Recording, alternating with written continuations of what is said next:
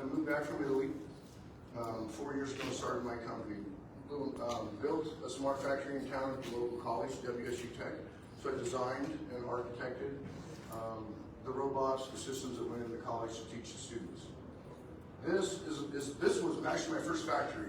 So they make RV air conditioners, largest RV air conditioning manufacturer in North America. This machine was built in 1968. It is rock solid. It's cast. It's worth a lot of money. It's a Bliss press, or Minster press, excuse me. I thought I had a Bliss one up there, but these are rock solid machines, right? So I can't go to this customer. They brought me on to figure out what was coming out of this machine. They wanted to know. I mean, they know, but they count it manually. People stand there and count these things all day long. Counts are wrong. Language is difficult to interpret between the people. The paper gets smudged. They don't count. Clerkship doesn't count it. Whatever, it gets lost. So how do we get the data out of this machine that we need? So, right here, called the die saver. Die saver is a piece of equipment that you can put on a machine that when the machine bends or moves in a certain way, it causes it to stop. This isn't network, this is a standalone system, so the metal stretches, it's an aftermarket thing. So how do we get the data out of it? We can connect to that.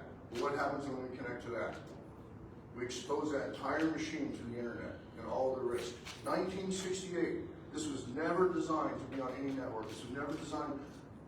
Electricity was barely even being, we were past that, but the point, we're on the fourth industrial revolution. That's two.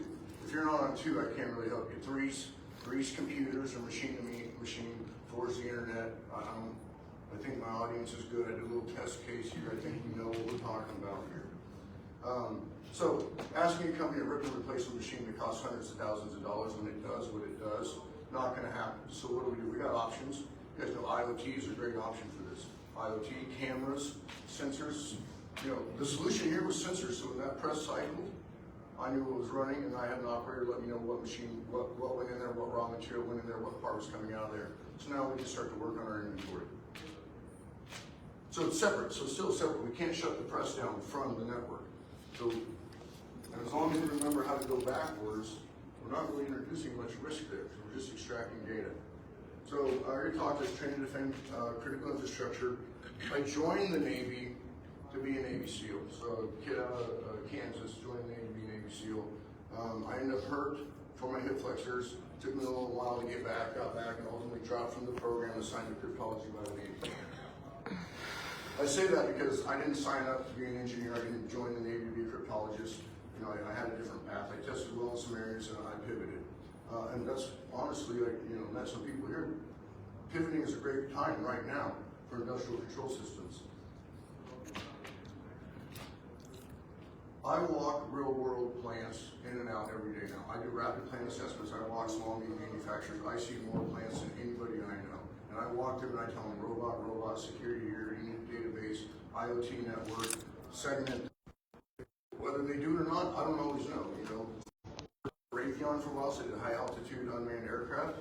And my last job for the government was data acquisition. So I was in Italy and I was pulling data out of Africa.